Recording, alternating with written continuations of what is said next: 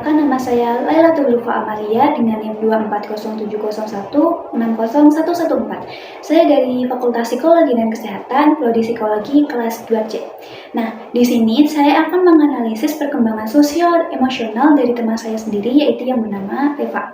Nah, kondisi Reva saat ini tuh menunjukkan adanya beberapa tantangan yang signifikan dalam perkembangan sosio dan emosionalnya, yang kemungkinan besar saling terkait dan berangkat dari pengalaman hidupnya. Nah, Reva ini tuh kurang percaya diri dan rasa tidak percaya dirinya itu sangat tinggi.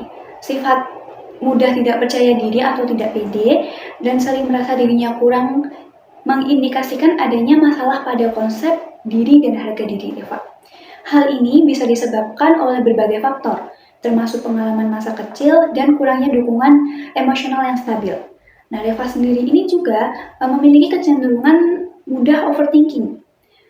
Kebiasaan overthinking seringkali muncul ketika seseorang merasa cemas atau tidak aman.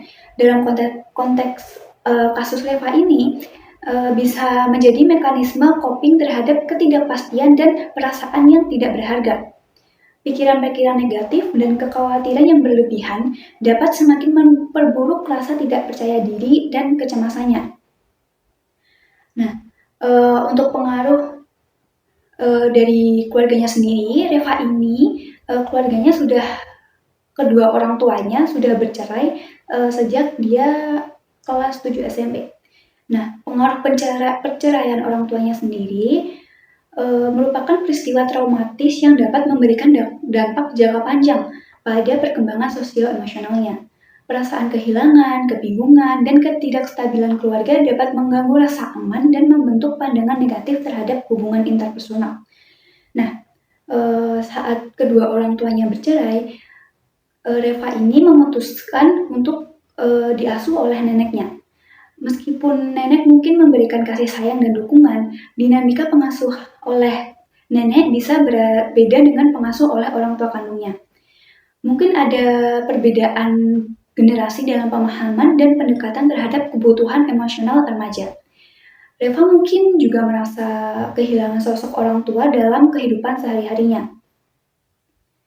Nah, sekarang Reva sendiri itu sedang menempuh kuliah yang berada di Jogja. Nah, dia tuh merasa kesepian di lingkungan barunya karena merasa dia tuh sendiri di sana. Nah, merasa kesepian di lingkungan baru, terutama jauh dari satu-satunya figur pengasuh yaitu neneknya, itu adalah hal yang wajar.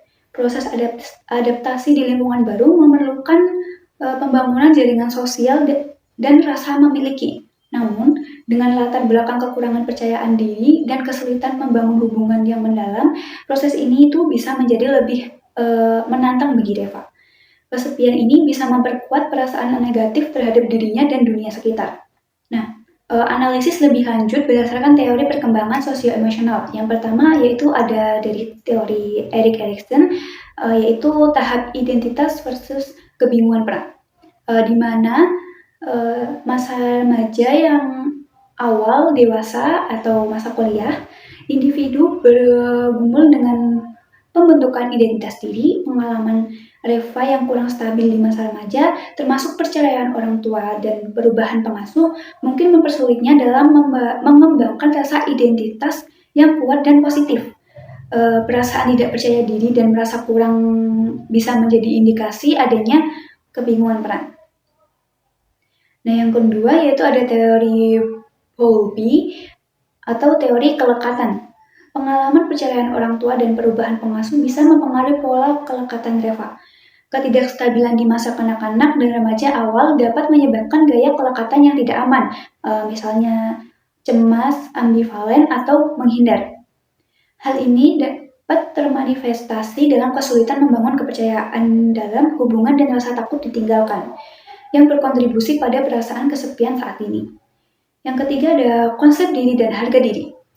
Pengalaman negatif dan kurangnya dukungan emosional yang konsisten dapat merusak perkembangan konsep diri dan harga diri yang dimiliki oleh Reva. Ia mungkin internalisasi pada pesan negatif tentang dirinya sendiri yang kemudian termanifestasi dalam rasa tidak percaya diri dan perasaan kurang. Nah, Hal ini juga tuh ada dampaknya pada kehidupannya. Yang pertama, kondisi sosio-emosional dewasa ini dapat berpotensi mengaruhi berbagai aspek kehidupan. Yang pertama yaitu hubungan interpersonal, kesulitan membangun dan mempertahankan hubungan yang sehat dan bermakna. Yang kedua, kesehatan mental, peningkatan risiko kecemasan, depresi, dan masalah kesehatan mental lainnya. Yang ketiga, akademik dan karir. Kurangnya kepercayaan diri dapat menghambat potensi akademiknya dan keberanian mengambil risiko dalam karir. Yang keempat yaitu kesejahteraan umum. Perasaan kesepian dan negatif tentang diri sendiri dapat menurunkan kualitas hidup secara keseluruhan. Sekian dari analisis saya. Mohon maaf jika ada kesalahan kata dan kesalahan penyampaian. Sekian dari saya. Terima kasih. Wassalamualaikum warahmatullahi wabarakatuh.